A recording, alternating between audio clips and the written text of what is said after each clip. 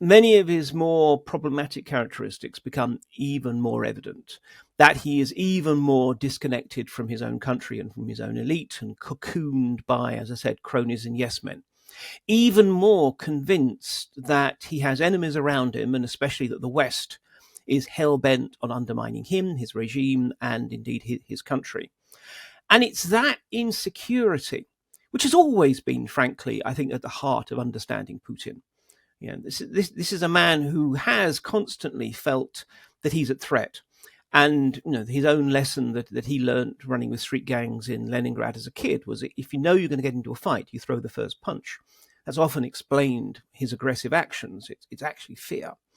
Well, that has become more evident, including fear of his own people. On the politics then, Mark, any news on Sergei Lavrov, the foreign minister? I mean, yes, there's a lot of speculation about the fact that, he's out of favour because he botched his conversation with Marco Rubio. And as a result, the proposed Budapest summit between Trump and Putin disappeared.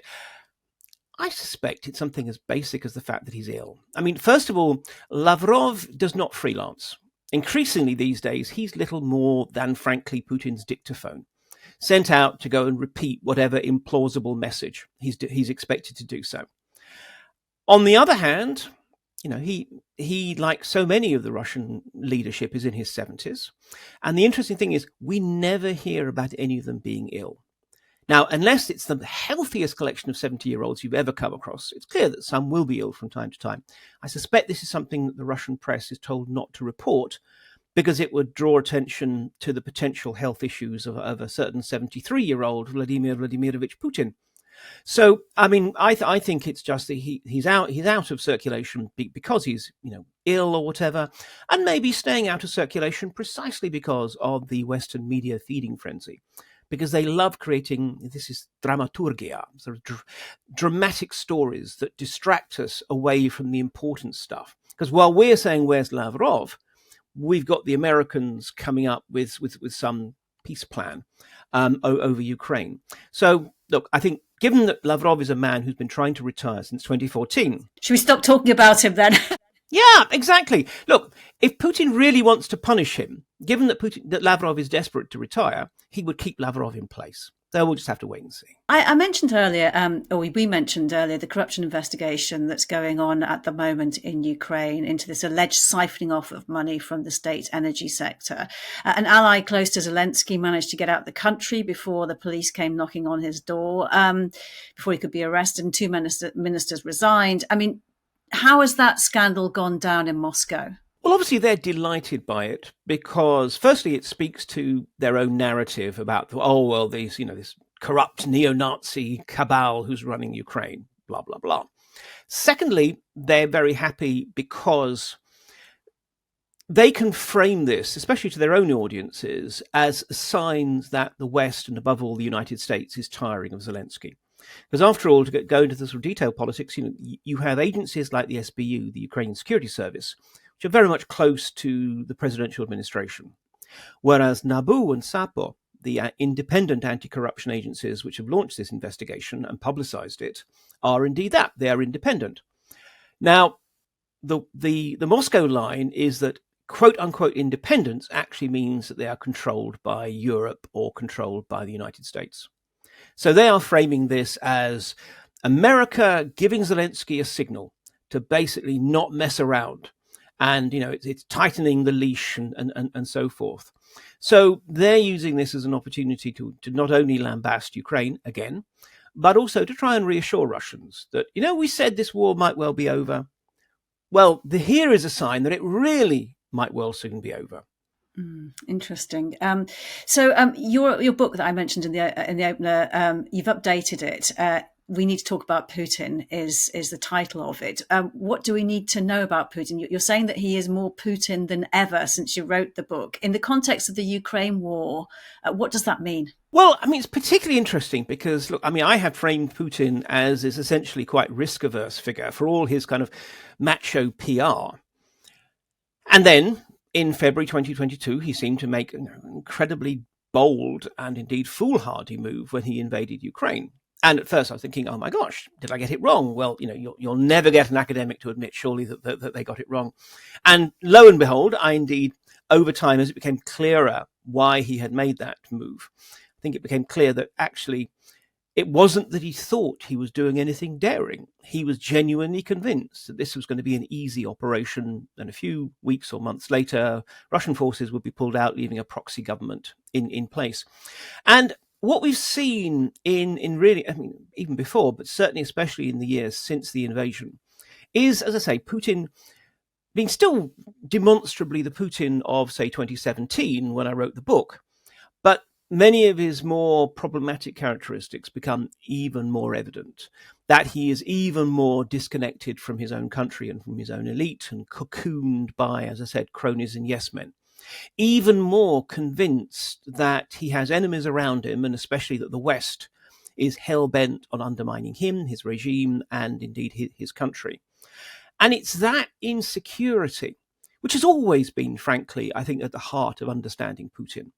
This is a man who has constantly felt that he's at threat. And his own lesson that he learned running with street gangs in Leningrad as a kid was, if you know you're going to get into a fight, you throw the first punch. That's often explained his aggressive actions. It's actually fear. Well, that has become more evident, including fear of his own people. I mean, this is the funny thing. There is this notion of Russians that they're somehow a rather sort of sheep-like people who like to be ordered around. Actually, Russia's history is of riot and rebellion, of terrorism and turmoil. And Russia's regimes have so often been so brutal precisely because they feared their own people. And I think that's increasingly clear also of Putin as his regime increasingly becomes authoritarian and really little more than a police state. So I think this is what I mean about, certain characteristics we saw have now just become all the more important. And that amplification of those characteristics, how do you think that will change his attitude? Will it just make him double down on his attitude to the war in Ukraine and how it should end, or that it should not end? Well, remember that Putin's priority is survival. His survival, that of his circle of clients and cronies, and the survival of his regime and the survival of his country, pretty much in that order. And I think in that respect, from the point of view of the war, he didn't expect to get involved in a major war. Now he needs something that he can demonstrate will be to the Russian people, oh, this is a triumph. And I think this helps explain why he's, for example, demanding this remaining portion of Donetsk, so that he can say, and we've got, despite all the serried ranks of NATO backing their Ukrainian proxies, we got this. So it's not that I think he is absolutely committed to fighting the war until Russian tanks roll into Kyiv or anything like that. That's not going to happen. He knows that. He is pragmatic enough to realize that. But on the other hand, it certainly helps explain why he's being so intransigent, because he needs this to be a triumph.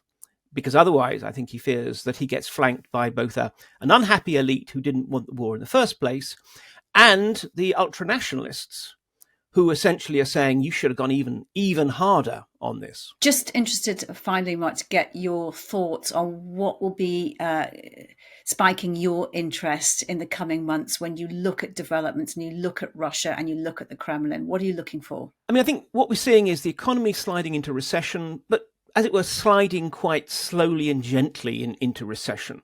We've got inflation at 6.5%, which is serious, but it's not sort of Weimar Germany hyperinflation or anything like that.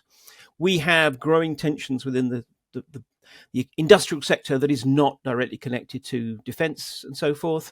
We have a budget that is under pressure. So, there is nothing that currently says imminent crisis.